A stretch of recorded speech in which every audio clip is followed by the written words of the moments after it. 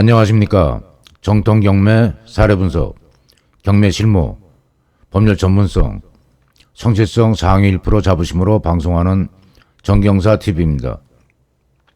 정경사TV 분석 대상 경매 사건은 지역, 물건 종류, 최저가의 의미가 있는 게 아니고 구체적인 경매 사례에서 유치권, 법정 지장권 등 소위 특수한 분석 대상을 찾아 선정한 것이니 지역이나 물건 종류에 큰 의미를 두지 마시기 바랍니다. 본건은 병합 3건, 중복 6건이 있고 전남 보성 벌교읍 추동리 1054, 소유자 법인 백이산 온천, 토지 18,875평, 건물 1,398평, 감정가 129억, 17번 유찰되고 감정가 15%인 19억, 최저가로 2023년 11월 20일 진행됩니다. 먼저 경매에서 중복, 병합 개념을 정리합니다. 중복 사건은 경매 사건 진행 중 별개의 경매 신청이 있는 경우 선행 사건과 후행 사건으로 구분되며 선행 사건 진행에 따르게 되고 만약 선행 사건이 취하되면 후행 사건으로 진행돼 절차의 지연과 번거로움을 피할 수 있는데 실익이 있습니다. 병합 사건은 여러 명의 채권자가 한 물건에 대하여 동시에 경매를 신청해 단일 사건으로 진행되는 경우에 해당합니다. 중복은 순차적으로, 병합은 동시에 다수 채권자가 신청하는 것인데 순차와 동시라는 개념으로 구분됩니다. 추동리 산 105-1 내 일부 건물에 대해 DNS건설 9억 700만원 유치권 신고가 있습니다. 지상, 자연님, 정원수, 조경석, 수영장, 온천공 등에 대해서는 낙찰자가 별도 대가를 지불해야 되는 권리외가 아니고 감정평가에 포함돼 제시외와 마찬가지로 대가 없이 권리가 낙찰자에게 넘어옵니다. 문건 접수 내역을 보니 최고가 매수 신고인과 농취증, 문구가 보입니다.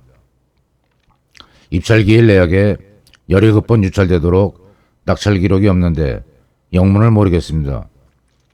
현황조사서, 물건명세서 모두 봐도 낙찰된 흔적이 없습니다. 권리 분석하는 입장에서는 어떻게든 밝혀내야 할 사항입니다.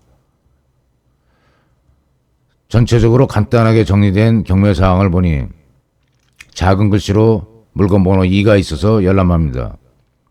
이해 안 되는 기록이 있으면 세세히 살펴서 추적해야 합니다. 물건 번호 2에 추동리 1018, 답 4,390평, 감정가 7억, 최저가 1억 2,900, 2명 응찰, 1억 5,800 낙찰, 농지 취득 자격증명 제출 필수, 미제출 시 입찰보증금 몰수라는 내용을 발견했습니다. 2023년 10월 16일 최고가 매수인 농취증 미발급사항 통보 접수 상태에서 대금기일 지정 안 되고 있습니다. 사업을 추진하는데 필요한 부분을 정리 매수하는 것은 전체로 볼 때 장애 요소입니다. 이런 경우 일반 용어로 알박기라 칭합니다.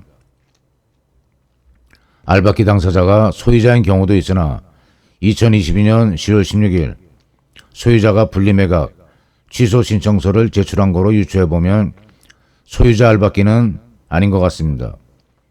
분리매각 신청은 2022년 8월 18일 채권자 순 공공이 신청했습니다. 예전에 비해 온천 가치가 떨어졌다 하더라도 온천공까지 포함된 본건은 사업개발에 대한 기대치가 더해져 소유자 입장에서는 물건을 지키고자 하는 욕망이 강할 것입니다.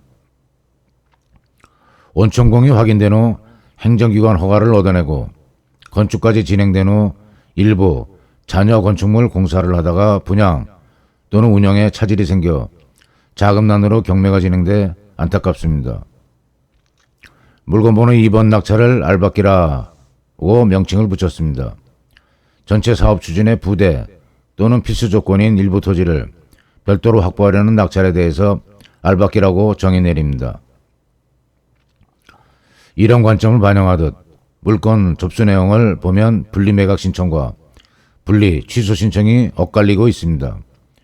강의 12번에서 다뤘던 물건 번호가 다른 경매 사건은 물건 전체가 낙찰돼야 배당 기일이 잡히고 배당 후 인도 명령이나 명도 소송이 가능합니다. 입찰서와 입찰 봉투는 물건 번호 별로 따로 작성해서 제출해야 합니다.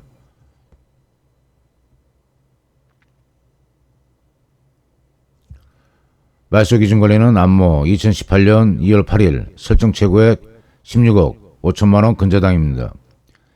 임차인 현황, 정모 보증금 1억, 차임 50, 전입 사업자 등록 2016년 2월 16일, 김모 보증금 1억, 차임 30, 전입 사업자 등록 2017년 8월 29일, 정모 전입 사업자 등록 2017년 12월 7일.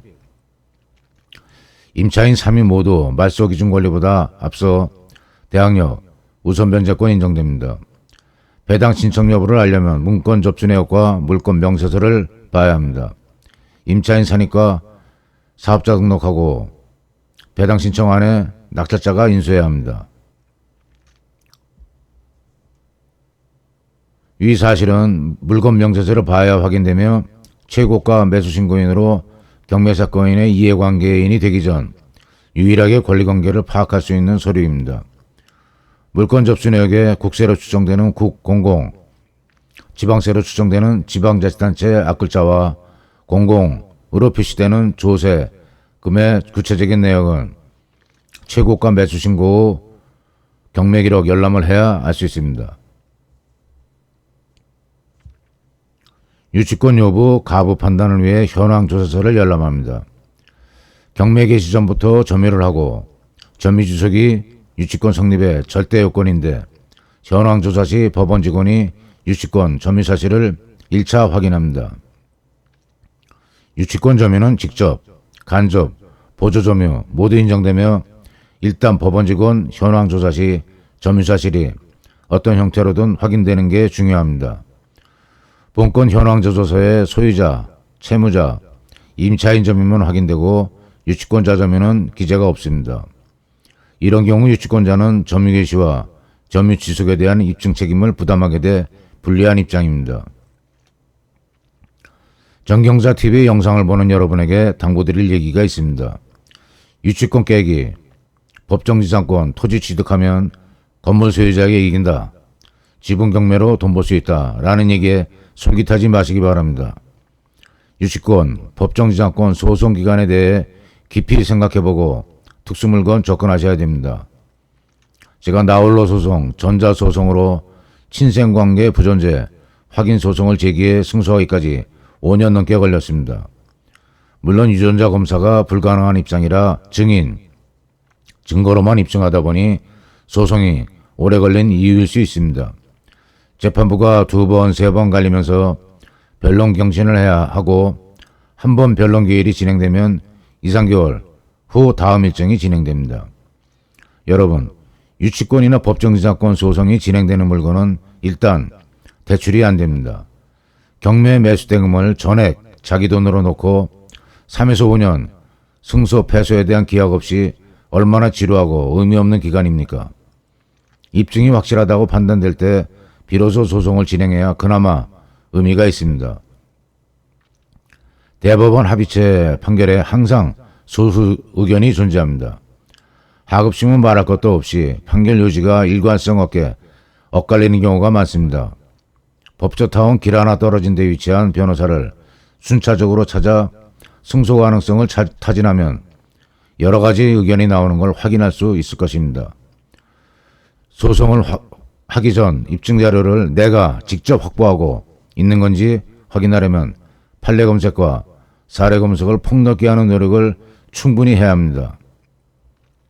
그런 다음에 비로소 법률 전문가에게 자문을 구해 승소 가능성이 높은지 확인하고 상대방과 합의도 시도해보면서 통보서로 상대방의 부정적인 소송 전망을 전달하는 것도 하나의 방법이라고 제시해드립니다. 지분 경매는 공유자 우선 매수 신고를 피하는 요행에 의존해야 하는데 사전 매수 신고도 많이 볼 수 있습니다.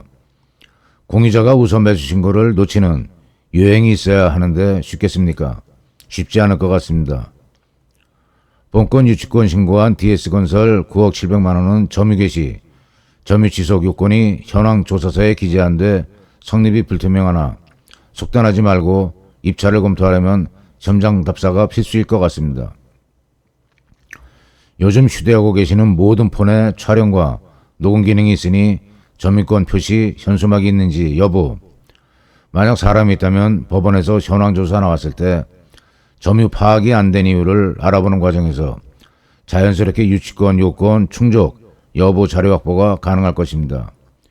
이런 과정을 거치면서 유치권 판단을 한 후 사업주의 단순 자금 회로가 원인인지 분양, 직영 사업 전망이 불투명한 건지 분석하고 응찰하시면 될 것 같습니다. 물건 번호 2번, 농지 취득 자격증명 발급이 어떤 요건을 충족시켜야 하는지에 대해서도 면사무소 담당자와 사전에 협의를 거치는 게 필수 과정이라 생각합니다. 진행 경매 사례를 대상으로 정확한 권리 분석을 해서 경매 장애물과 함정을 파헤치는 데 최선을 다하겠습니다. 시청해 주셔서 감사합니다. 구독, 좋아요, 알림으로 강의 영상 제작에 성의를 다하는 정경사TV 응원 바랍니다.